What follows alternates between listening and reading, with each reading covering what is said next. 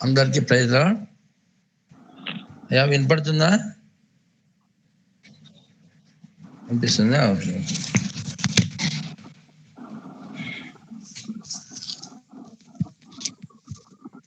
అందరికి praise lord అండి. దేవుడి పరిశుద్ధ నామానికి మహిమ కలుగును గాక. ఈ గూగుల్ మీట్ లో చేరి వచ్చిన బ్రదర్స్ కి, పాస్టర్స్ కి, సేవకురాళ్ళకి అందరికీ నా హృదయపూర్వక వందనాలు. ప్రైజ్ లార్డ్ అండి. నా పేరు ఇజ్రాయిల్. నా యొక్క అంటే నేను హిందువుగా ఉన్నప్పుడు నా పేరు వచ్చి అజయ్ కుమార్ అని మా అమ్మ నాన్నగారు పెట్టినటువంటి పేరు. మా అమ్మ మా నాన్నకు వచ్చి మేము 4 అన్నతమ్ములము, ఒక చెల్లెలు, టోటల్ 5 మంది మేము. ఈ కర్ణాటకలో అతి ప్రాముఖ్యంగా అయ్యగారు, తర్వాత లింగాయతులు అనేటువంటి ఒక కులం అండి మాది. పెద్ద కులము, అన్ని కులాల కంటే పెద్ద కులం అని అంటారు. అయితే అటువంటి కులంలో పుట్టినటువంటి వాళ్ళము. యాక్చువల్లీ చిన్నతనంలోనే నేను ఇల్లు వదిలిపెట్టి వెళ్ళిపోవడానికి గల కారణం ఏంటిదంటే, మా కన్న తల్లి చిన్నప్పుడు అంటే నాకు ఊహ తెలిసినప్పటి నుంచి నేను ఏదైనా ఇంట్లో హోంవర్క్స్ రాయకపోతే, చదవకపోతే కోపడతారు కదండి తల్లిదండ్రులు. ఆ విధంగా కోపడినప్పుడు నేను అలిగి ఇల్లు వదిలిపెట్టేసి ఎక్కడైనా పోయి షాపుల దగ్గర అక్కడక్కడ పోయి పండుకునేవాడిని. పక్కింటి వాళ్ళ దగ్గర, ఎదురింటి వాళ్ళు అక్కడ పోయి ఆ యొక్క వరట్లు ఆడాడు పండుకుని ఆడి ఉండేవాడిని. మా కన్న తల్లి కదండి, ఆమె ఏం చేసేదంటే వెతుక్కుంటూ వచ్చి మరలా ఇంటికి పిలుచుకుపోయేది. ఈ యొక్క అలవాటు నాకు ఉండేది. చిన్నప్పుడు నేను వెళ్ళిపోతే మా అమ్మ వచ్చి వెతుక్కుంటూ వచ్చేది. అయితే కొంతకాలం అయిన తర్వాత చాలా పూజలు పునస్కారాలు చేసేటువంటి కుటుంబము.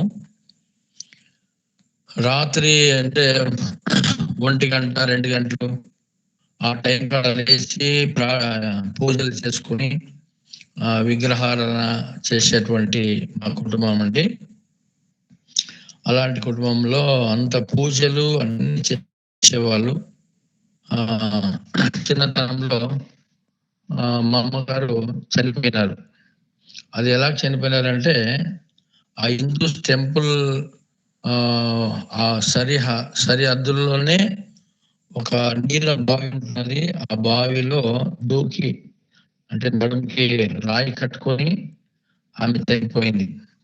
ఎందుకు చనిపోయిందంటే, ఆ దినాలలో ఈ స్వామిలు అనే వాళ్ళు, సాధువులు ఇంటికి వచ్చి వాళ్ళు ఏదో భవిష్యత్ చెప్పేవాళ్ళు అనమాట. వాళ్ళు వచ్చి మా ఇంటికి వచ్చి చెప్పారంట, ఈ ఇంట్లో ఎవరిదో ఒకరు ప్రాణం పోతుంది అని చెప్పి. అంటే అప్పుడు మా అమ్మ ఆలోచించి, ఎవరిదో ఒకటి ప్రాణం పోతుంది కదా, అయితే ఆ ప్రాణం మీద నాదే పోని అన్నట్టుగా ఆమె బలవంతంగా, ఆమెకి ఈత వస్తుందండి. ఈత వచ్చే వాళ్ళు నీళ్ళలో పడి సామాన్యంగా సావరు అనేది ఒక ఉంటుంది, సత్యం అది. అయితే ఈమె నడుముకి ఒక పెద్ద సైజు రాయి కట్టుకుని ఆ నీళ్ళలో బలవంతంగా మునిగి చచ్చిపోయింది. ఇంట్లో ఎవరిదో ఒకటి ప్రాణం పోతుందంటే. మా నాన్నగారు సిండికేట్ బ్యాంక్ మేనేజర్. ఆయన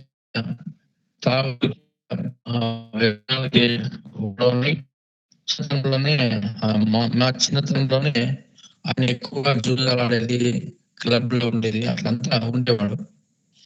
ఇంకా తాగుడుతనంతో నా భర్త చనిపోకూడదు, పోనీ నా కడుపులో పుట్టిన పిల్లలు చావకూడదు, నేను పోతే పర్లేదు అనుకుని ఆమె ఏం చేస్తుందంటే ఆత్మహత్య చేసుకుని చనిపోయింది. ఆమె చనిపోయిన తర్వాత ఆ ఊరు నుంచి మేము మా నాన్నగారి యొక్క తాతగారు వాళ్ళ ఊరికి వచ్చినామండి. చిన్నతనంలోనే మేము తల్లి లేని పిల్లలమైనాం. తర్వాత వచ్చి మా తాతగారి దగ్గరనే మేము చదువుకునే వాళ్ళము. అక్కడ మా తాతగారు ఆలోచించి పిల్లల పోషణ కొరకని మా నాన్నగారికి మరలా మ్యారేజ్ చేసినారు. వివాహం చేసినారు.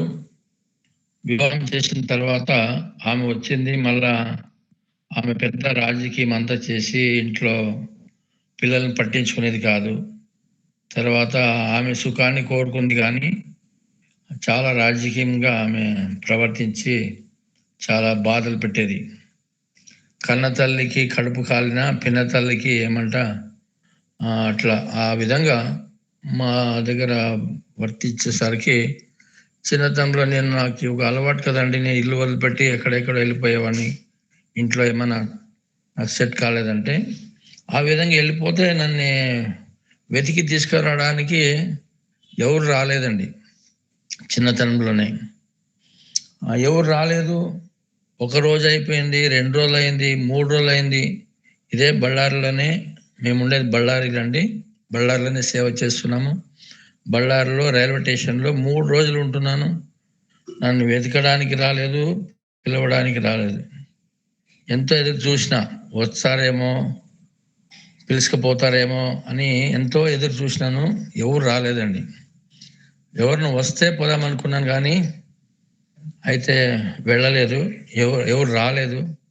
తర్వాత నా పట్టుదల మొండితనంతో నేను చేశానంటే ట్రైన్ ఎక్కేసి వెళ్ళిపోయినానండి. ట్రైన్లో ఎక్కేసరికి చిన్నతనం కదండి, ఎవరిని టికెట్ అడగలేదు. ఏదో ప్యాసింజర్లతో అంటే కస్టమర్లతో అట్లనే కూర్చొని వెళ్ళిపోయినాను. గుంట్కల్ స్టేషన్లో దిగినాను. ఏం చేయాలా, ఎక్కడ పోవాలా అనేదే తోచక చాలా 3 రోజుల నుంచి కడుపుకి తిండి లేదు. చాలా అవస్థపడ్డాను. అక్కడున్న చాలామంది స్టేషన్లో రైల్వే స్టేషన్లో అక్కడ తిరుగుతూ ఫుట్పాత్లో ఉంటున్నటువంటి వాళ్ళు ఏం చేశారంటే కొట్టి నా బట్టలు తీసేసుకుని వాళ్ళ పాత బట్టలు తొలగించి ఈ విధంగా చేయాలని చెప్పి నేర్పించినారండి వాళ్ళు. నేనేం చేశానంటే చిన్నతనంలోనే చెయ్యి బాగుండిందండి నాకు. నేను గుంటకల్కి దిగినాను. అయితే ఆ పిల్లల ఫుట్పాత్ మీద అక్కడక్కడనే జీవనం చేస్తున్నటువంటి పిల్లలు సావాసం చేసి వాళ్ళతో కూడా వాళ్ళు ఎట్లా జీవనం చేస్తున్నారో అట్లా చేస్తా నేను కూడా వారితో కూడా తిరిగేవాడిని. చొక్కా ఉంటుంది కదండి, వేసుకున్న షర్ట్ ఇప్పి కసు ఊడ్చేదండి. ట్రైన్లో కసు ఊడిస్తే అక్కడ వాళ్ళ కాళ్ళ కింద వాళ్ళు తిని పడేసిన ఆ చెత్త అంతా ఊడ్చి బయట పడేస్తే అడుక్కుంటే డబ్బులు ఇచ్చేవారండి. ఆ డబ్బులన్నీ పోగు చేసుకుని సినిమాలు, షికార్లు, చిన్నతనంలోనే చెడాలు వాటికి సిగరెట్లు, స్మోకింగ్లు, ఈ విధంగా నానా విధములైనటువంటి బ్యాడ్ హ్యాబిట్లకు అంతా అలవాటు అయిపోయి ట్రైన్లోనే అటు ఇటు తిరిగేవాడినండి చిన్నప్పుడు. ఈ విధంగా తిరుగుతూ ఒకరోజు ట్రైన్లో ఒక కొత్త ట్రైన్ వేసినారు. దాంట్లో చాలా డబ్బులు అంతా తినుబండారాలు అంతా దొరుకుతాయని చెప్పి దానికి ఆశపడిపోయి ట్రైన్ కింద పడి పోగొట్టిన తర్వాత ట్రైన్ తిరగడం అయిపోయి హైదరాబాద్ ప్రాంతానికి వెళ్ళిన తర్వాత అక్కడ చాలా ఇంకా చెడిపోయినండి. అక్కడ వెళ్ళిన తర్వాత అక్కడ సారా తాగడము ఇట్లా చాలా బ్యాడ్ హ్యాబిట్లు అయిపోయి చాలా భయంకరమైన జీవితము జీవించేవాడిని.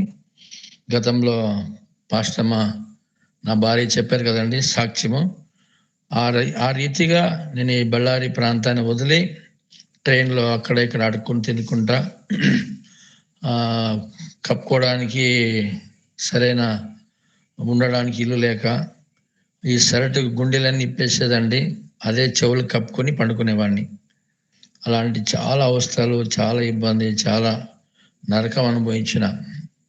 వాక్యంలో రాయబడిన యోహాను సువార్త 10వ అధ్యాయంలో దొంగతనం చేయడానికి, హత్య చేయడానికి, నాశనం చేయడానికి వస్తాడు తప్ప వేరే దేనికి రాడని మా జీవితంలో నా యొక్క లైఫ్ అండి చాలా నష్టపోయినాను. ఒక చేయి పోయింది. జీవితమే ఇంక వ్యర్థం అనుకుని చిన్నతనంలోనే తల్లి పోయింది. ఇంకా తర్వాత తల్లి లేనందువలన నా ఎడ్యుకేషన్ లైఫ్ పాడైపోయింది. తర్వాత నా చెయ్యి పోయింది. ఇంకెందుకు ఈ బ్రతుకు అన్నట్టుగా చాలా ఇదైపోయి తాగుళ్ళకి, వ్యసనాలకి ఎంత బానిస అయిపోయి ఉన్నప్పుడు అక్కడ ఉన్న నలుగురు ఆలోచించి ఇప్పుడున్న పాస్టర్ అమ్మతోని వివాహం చేసి పెళ్లి చేసినారు. పెళ్లి చేసిన తర్వాత ఈయన అంతకుముందే పెళ్లి కాకముందే తాగేవాడినండి. అయితే పెళ్లి చేసుకోరు కదా, తాగబోతంటే చేసుకోరని చెప్పి తాగకుండా తాగినట్టుగా కొన్నాళ్ళు అట్లా నటించాను. తర్వాత పెళ్ళైన తర్వాత మళ్ళా ఫ్రెండ్ సర్కిల్లో పోయి మళ్ళా తాగి చాలా పాశ్రమని చాలా ఇబ్బంది పెట్టేవాడిని. చాలా చిత్రహింసలు. నిద్రపోతే చచ్చిపోయినాడని నిద్రపోయినావా అనేవాడిని. మెలకునుంటే ఇంకొక రకంగా చాలా వేధించేవాడిని తాగితే. ఈ రీతిగా తాగి వస్తే ఆమె భరించలేదు, తాగకపోతే నేను ఉండలేను. ఈ రీతిగా చాలా ఎటూ తోచకనటువంటి పరిస్థితులు ఉన్నప్పుడు మన ప్రభువైన యేసయ్య మా జీవితంలోనికి రావడము, మంచి కాపరిగా వచ్చి మమ్మల్ని ఆ క్రూరమైన ఆ యొక్క సాతాని కబంధ హస్తం నుంచి విడిపించి మాకు మంచి లైఫ్ ఇవ్వడం అనేది జరిగిందండి. అదే పాస్టర్ గారు చెప్పినారు కదా, రామకృష్ణపురము, అమ్ము కూడా అక్కడంతా తిరిగి చాలా జీవించాము. నేను నా ఇంట్లో పోయి అడుక్కొని వచ్చేవాడినండి. భోజనాలు అడుక్కొని వస్తే పాస్టర్ మా కాగితాల దగ్గరికి వచ్చేది. ఈ విధంగా జీవనం చేస్తా ఒకరోజు ఈ బ్రతికి మీదనే విరక్తి చెంది ఇద్దరు చనిపోవాలని వెళ్తున్నప్పుడు ఒక అక్కగారు, ఆమె పేరు లతా అని, ఆమె మాకు స్వార్థ చెప్పడమే కాకుండా క్రీస్తు ప్రేమని క్రియల్లో చూపించి మాకి స్వార్థను ప్రకటించారు, ప్రేమను చూపించినారు. ఆ తర్వాత వారు వెళ్ళే సహవాసానికి, మందిరానికి పిలిచికెళ్ళారు. ఈ విధంగా క్రీస్తు ప్రేమను చూపడం ద్వారా మేము టోటల్గా ఈ పాత జీవితానికి స్వస్తి పలికి దేవుని కొరకు జీవించాలని ఒక తీర్మానం చేసుకుని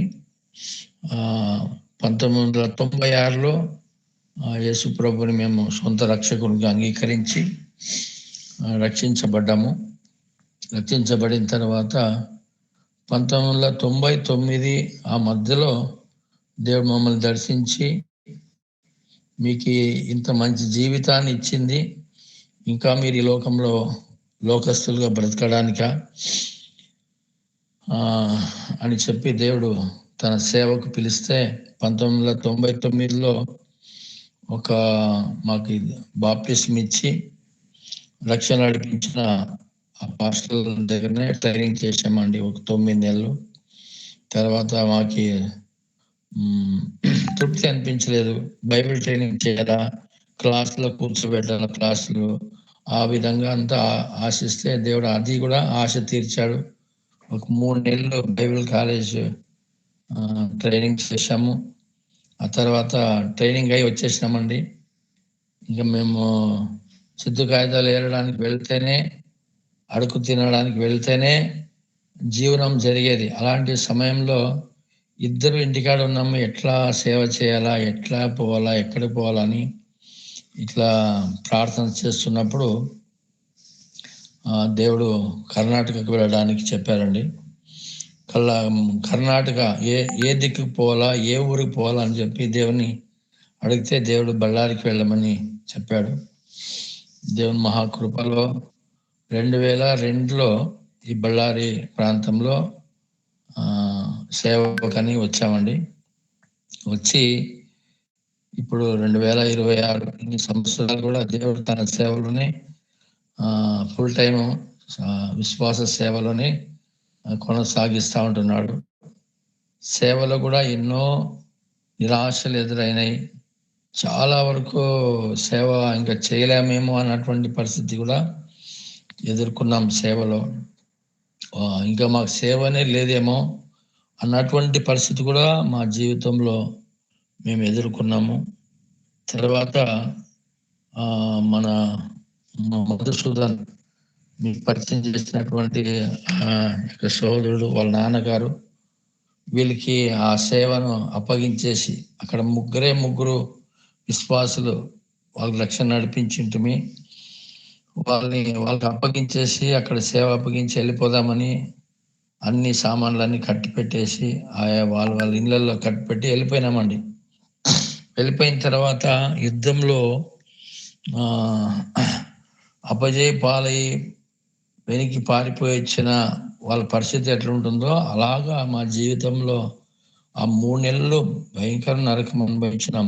తర్వాత ఈ నరకం ఇక్కడేదో అనుభవించేదానికంటే అక్కడే సేవల నుండి చచ్చిపోదాం అని చెప్పి మళ్ళీ 3 నెలలు సేవల నుంచి వెనక్కి వెళ్ళిపోయి మళ్ళా వచ్చేసినాము. వచ్చిన తర్వాత 2006లో వచ్చేసినామండి.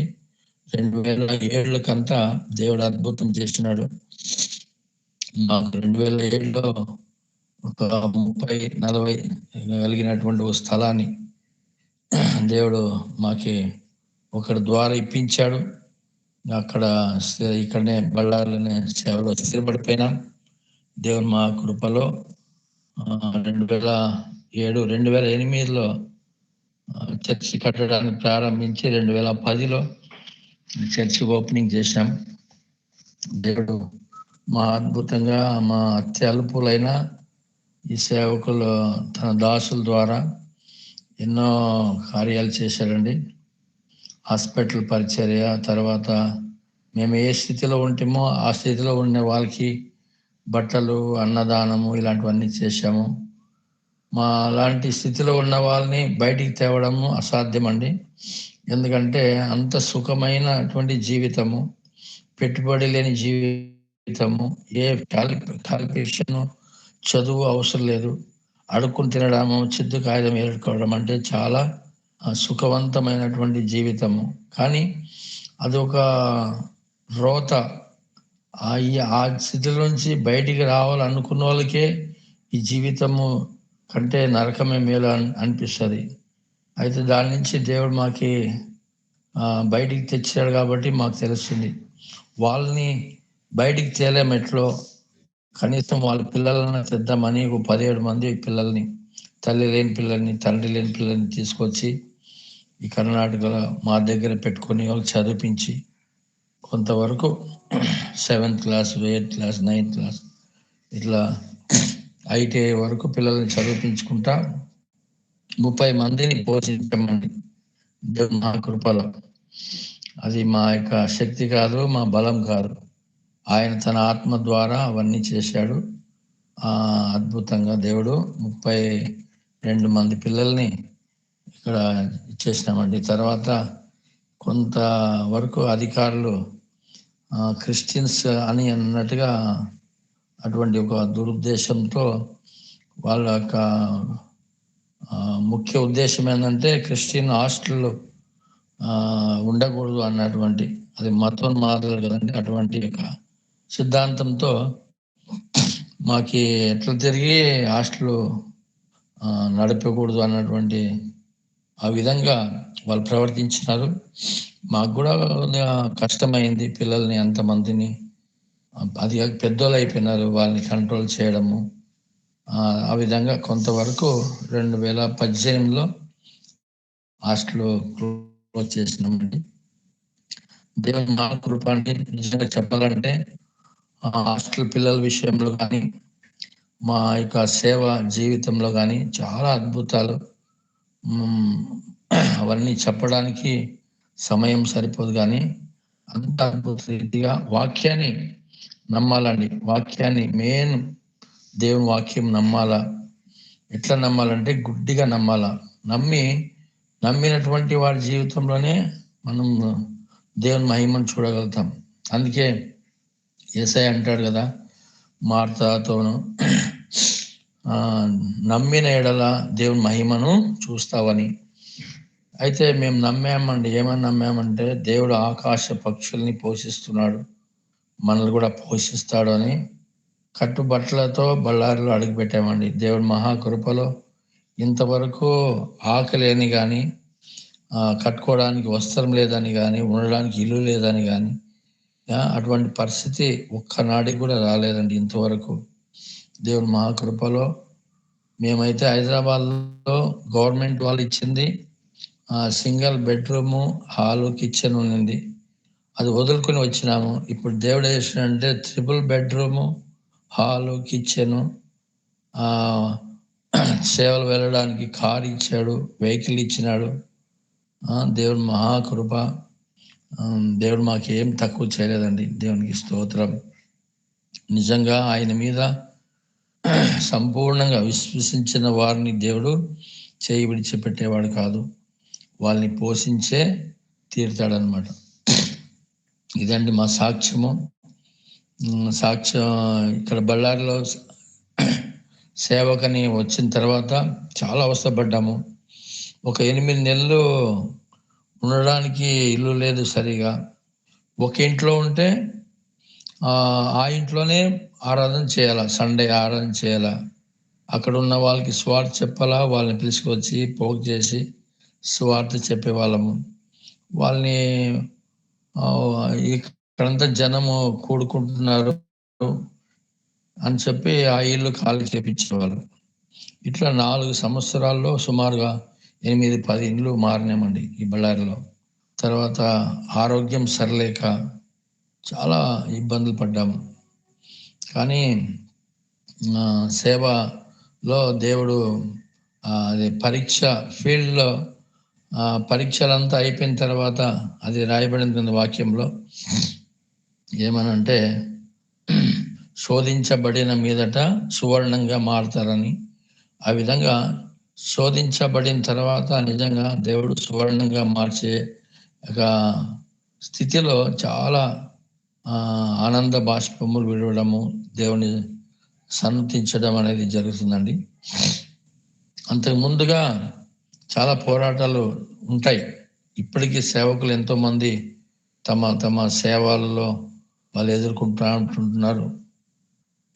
కాబట్టి దేవుని పైన విశ్వాసం ఉంచే వారిని, దేవుని నమ్మినటువంటి వారిని దేవుడు ఎన్నడూ కూడా విడిచిపెట్టాడు.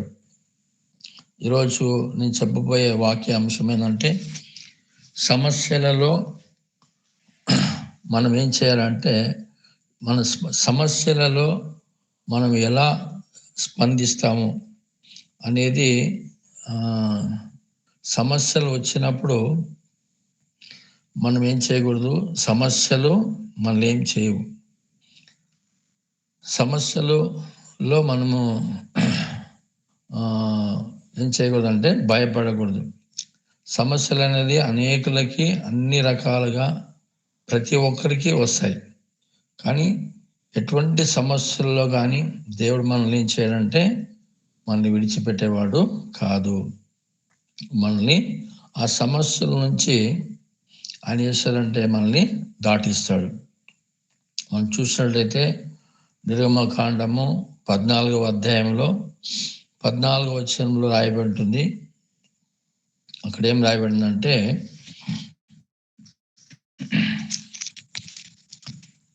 నా మాటలు వినపడుతున్నాయి కదండి, వినపడుతుంది.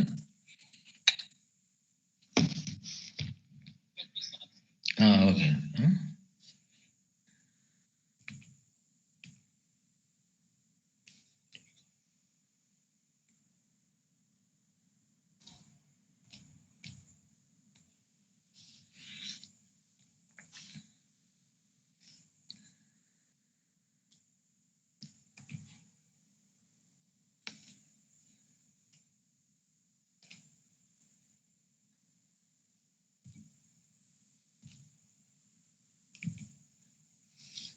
ఇది నిర్గమకాండము 14వ అధ్యాయము 14వ వచనంలో,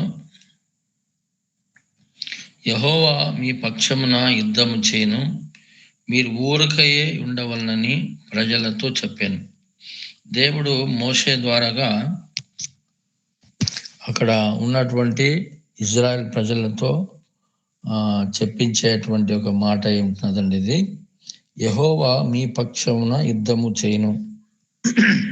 అంటే సమస్యలు మనల్ని ముంచేయడానికి, సమస్యల్లో మనం నశించిపోవడానికి సమస్యలు అనేది వస్తాయండి. అయితే ఆ సమస్యలు మొదటిగా ఎవరిని ఎదుర్కోవాల్సి ఉంటుందంటే మన ప్రభు అయిన యేసయ్యని ఎదుర్కోవాల్సి ఉంటుంది. ప్రభు అయిన యేసయ్యని ఎదుర్కొని మన దాకా రావడం అది అసాధ్యం. కాబట్టి మన పక్షంగా ఎవరున్నారంటే ఈ భూమి ఆకాశమును సృజించిన దేవాది దేవుడు మన పక్షంగా ఉంటున్నాడు. కాబట్టి ఎటువంటి సమస్యలు కానీ మన పరిస్థితులు అధోగతిగా పోయినా మన లేవనెత్తే దేవుడు మనతోనే ఆయన ఉండేవాడిగా ఉంటున్నాడు. మనము భయపడాల్సిన పని లేదు. ఇక్కడ ఊరకు ఉండవలను అంటే ఈ మాట కీర్తనలు 65 కీర్తనలో రాయబడి ఉంటుంది. 2వ వచనంలో ఆయన ప్రార్థన ఆలకించేవాడని రాయబడినది. ఆయన సన్నిధిలో మౌనంగా కనిపెట్టుకొని ఉండాల. యుద్ధము ఆయన చేస్తాడు. మన శక్తితో, మన యొక్క బలముతో, మన ప్రయత్నాలు ఏది కూడా చేయకుండా మనము దేవుని వైపుకు చూస్తూ దేవుడు చూసుకుంటాడు అని చెప్పి మనం దేవుని పైన విశ్వాసం పెట్టి మనం ఊరుకుండాల. మనం ఏం చేయకూడదు, గలిబిలి కాకూడదు, కలవరపడకూడదు, భయపడకూడదు. ఎందుకంటే సేవ చేసే వాళ్ళు వాళ్ళ పక్షంగా, సేవకుల పక్షంగా దేవుడే ఉంటాడు. సేవకుని కాపరి అంటారు, సంఘ కాపరి. అయితే దేవుడు ఎవరంట? ప్రధాన కాపరిగా ఆయన ఉంటాడు. విశ్వాసులకు ఆయన తండ్రిగా, ఆయనే అండగా ఉంటాడు. కాబట్టి మనం భయపడాల్సిన పని లేదు. యుద్ధం చేసేది ఆయన. ఇది శక్తి చేత కాదు, బలం చేత కాదు, ఇది యెహోవా ఆత్మ ద్వారానే ఈ కార్యం జరుగుతుంది. యుద్ధం ఎవరు చేస్తారంటే దేవుడు చేస్తాడు. ఇక చూడండి, ఇదే నిర్గమకాండము 14వ అధ్యాయము 25 వచనంలో, 24, 25 వచనంలో మనం చదువుదాం. ఇక్కడ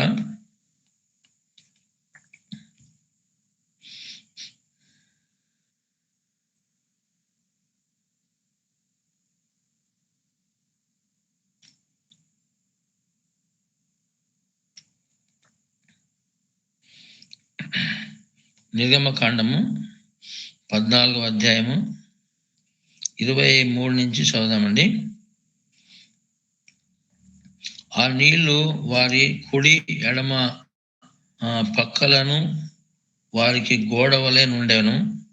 ఐగుప్తీయులను, ఫరో గుర్రములను, రథములను, రౌతులను వారిని తరిమి సముద్ర మధ్యమున చేరిరి.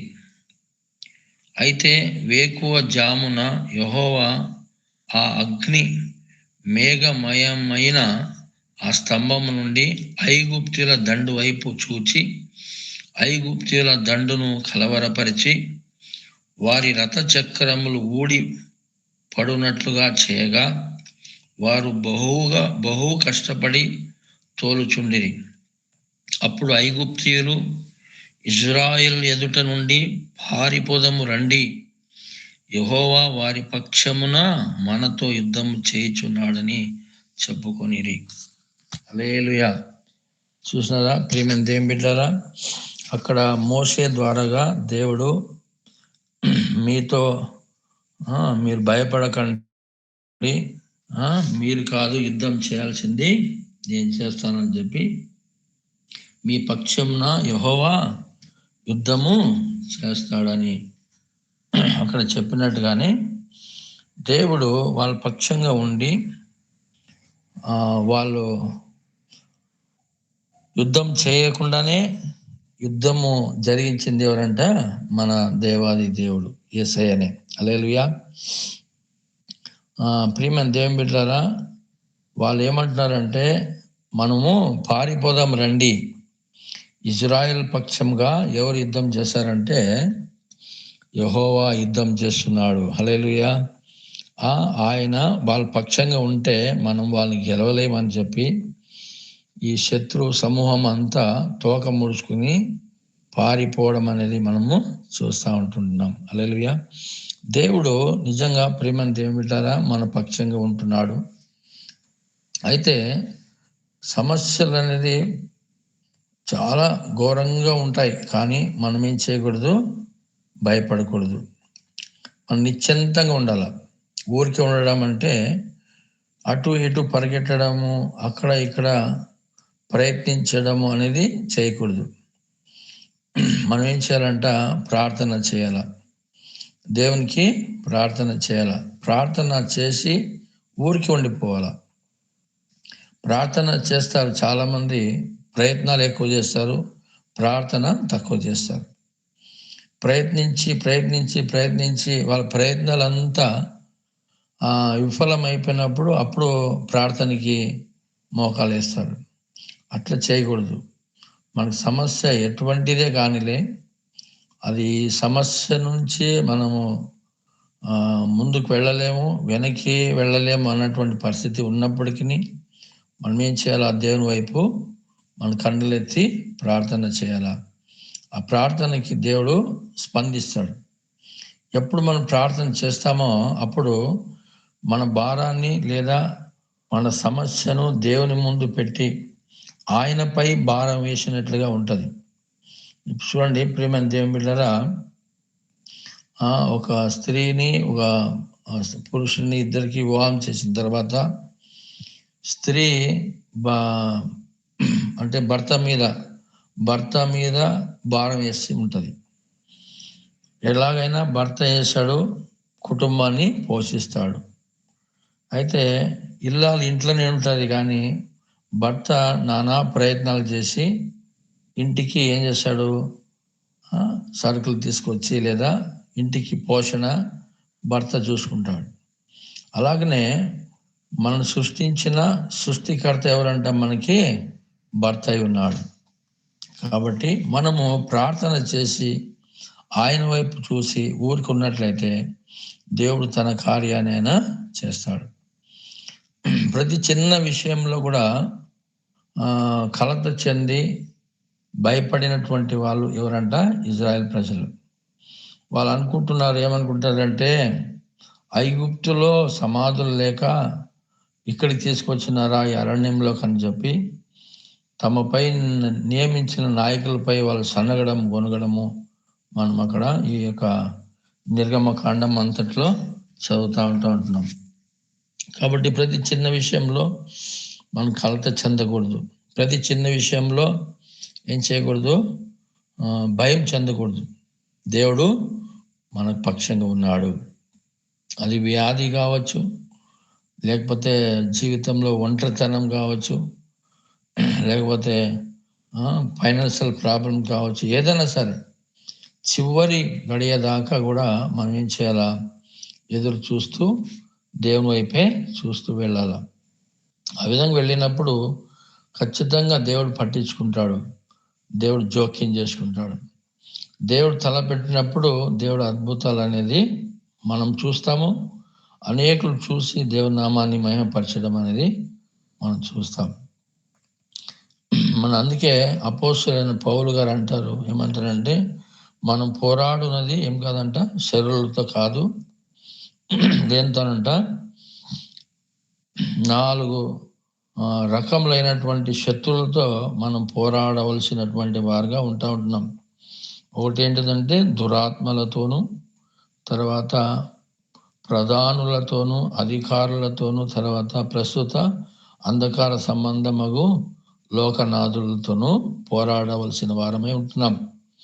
అయితే ప్రియమైన దేవుని బిడ్డలారా, మనం ఏం చేయాలంటే ప్రభు యొక్క మహాశక్తిని బట్టి 10వ వచనం రాయబడింది ఎఫెసు పత్రిక 6:10లో, ప్రభు యొక్క మహాశక్తిని బట్టి మనం ఏం చేయాలంట? బలవంతులై ఉండాల. అంటే ప్రార్థన చేయాలా. ప్రార్థన చేయడం ద్వారా మనకేమొస్తుందంటే ఆత్మ బలం దొరుకుతుంది. ప్రార్థన చేయాలా, పరిశుద్ధ వాక్యాన్ని చదువుకోవాలా. ప్రార్థన చేసినప్పుడంట మనం దేవునితో మాట్లాడుతున్నాం. పరిశుద్ధ గ్రంథాన్ని చదువుతున్నప్పుడు దేవుడు మనతో మాట్లాడుతుంటున్నాడు. ఈ కమ్యూనికేషన్ అనేది ప్రతి ఒక్కరు కలిగి ఉండాలా. దానిని బట్టి అదే ప్రభు యొక్క మహాశక్తి. ఆ మహాశక్తిలో మనం ఏం చేస్తామంటే బలవంతులుగా ఉంటాం. ఈ బలవంతులుగా ఉన్నంత వరకు శత్రువు మనల్ని ఏం చేయలేడు, ఓడించలేడు. మనం ఎప్పుడు బలహీనులమైతామో ప్రార్థన సహవాసము, సంఘ సహవాసము, ఇటువంటి ఆన్లైన్ ప్రార్థనలు ఇలాంటివి మనము తక్కువ చేసుకుంటాం కదా. అప్పుడు మనం ఏమైపోతాం? బలహీనమైపోతాం. బలహీనమైనప్పుడు సాతానుడు మనల్ని చేస్తాడంటే ఈజీగా మనల్ని అటాక్ చేయడానికి వాడు ముందుకు వస్తాడు. మనం బలంగా ఉంటే రాలేడనమాట. చూడండి, వేడి అన్నం మీదకి ఏం రాదంటే ఈగలు కూర్చోవు. అది చల్లబడినటువంటి అన్నం మీద, ఆహారం మీద ఈగలు వచ్చి వాలినట్లుగా ఉంటుంది. మనం అర్థం చేసుకోవాలి ఏంటంటే ప్రార్థన చేస్తూ ఎల్లప్పుడూ ఆత్మలో మనము మెలకుగా ఉండి ప్రార్థన సహవాసం కలిగి ఉన్నప్పుడు మనం వేడి అన్నంలాగా ఉంటామన్నమాట. మన కుటుంబం, మన పిల్లలు వేడి అన్నంలాగా ఉంటాం. అప్పుడు మన జీవితంలో ఏ సమస్య కూడా ఏం చేయదు, మనల్ని కలవర పెట్టజాలదనమాట. హల్లెలూయా. ఆ సమస్యలన్నిటి నుంచి దేవుడు మనకి చేస్తాడు, పరిష్కారాన్ని ఇస్తాడు. దేవునికి మహిమ కలుగును గాక. ప్రియమైన దేవుని బిడ్డలారా, సమస్యలు లేని వారంటూ ఎవరు లేరు. అందరికీ సమస్యలు ఉంటాయి. కాబట్టి సమస్యల్లో మనము కలవరపడకూడదు. మనము ఏం చేయకూడదు, మనసు చంచలం చేసుకోకూడదు. మనం స్థిరంగా దేవుని వైపు చూసి ప్రార్థన చేసుకుంటూ వెళ్ళాలా. ప్రియమైన దేవుని బిడ్డలారా, ఇక్కడ రాయబడింది చూడండి.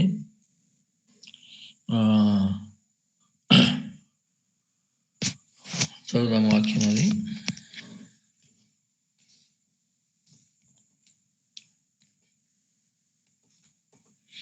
కలిసి ప్రార్థన చేసే ప్రార్థన చాలా అద్భుతంగా ఉంటుంది. పేతురు రాసిన మొదటి పత్రిక 3వ అధ్యాయము 12వ వచనం చదువుదాము.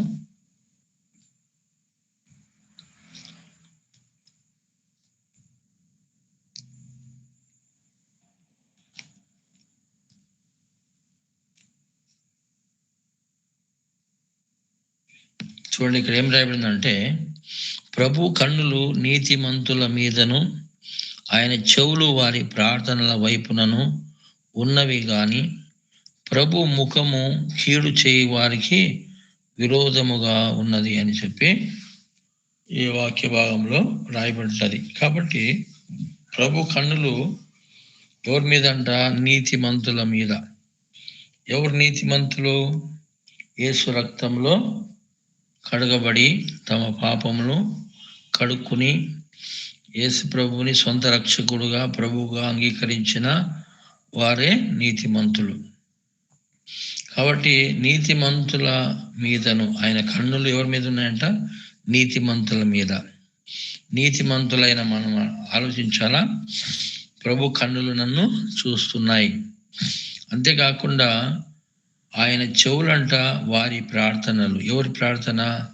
నీతిమంతుల ప్రార్థనల వైపున ఉన్నవి కానీ ప్రభు ముఖము కీడు చేయి వారికి విరోధముగా ఉన్నదని చెప్పి రాయబడినది. కాబట్టి నీతిమంతులు అంటే మన స్వనీతి కాదు, ఆయన నీతిని బట్టి మన నీతిమంతులము అయి ఉంటున్నాము. కాబట్టి ఈ నీతిమంతుల యొక్క ప్రార్థన, విజ్ఞాపన చాలా బహుబలముగా ఉంటుందని యాకోబు పత్రికలో కూడా 5వ అధ్యాయం రాయబడుతుంది. నీతిమంతుల విజ్ఞాపన మనపూర్వకమైనదై బహు బలము గలదై ఉంటుందంట. కాబట్టి చాలామంది ఏం చేస్తారంటే ప్రార్థన చేయరు, ఎక్కువ ప్రయత్నాలు చేస్తూ ఉంటారు. ఇట్లా పోతే ఇట్లా వస్తుంది, ఇట్లా ఇట్లా పోతే ఇట్లా ఇట్లా అని ప్రయత్నాలు ఎక్కువ చేస్తారు. ప్రయత్నం చేసడం ద్వారానే బలహీనం అయిపోతుంటున్నారు. తర్వాత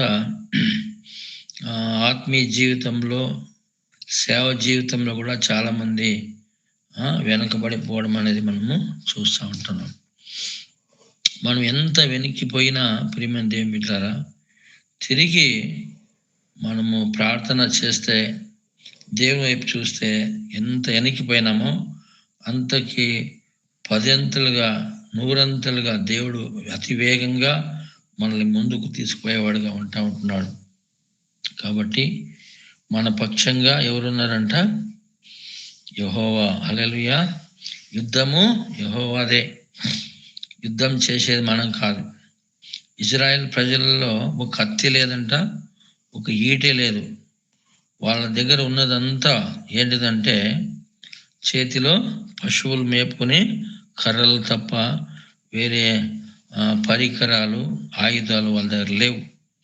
అటువంటి వారు ఏసారంట రాజ్యాలను వణికించినారు. హల్లెలూయా.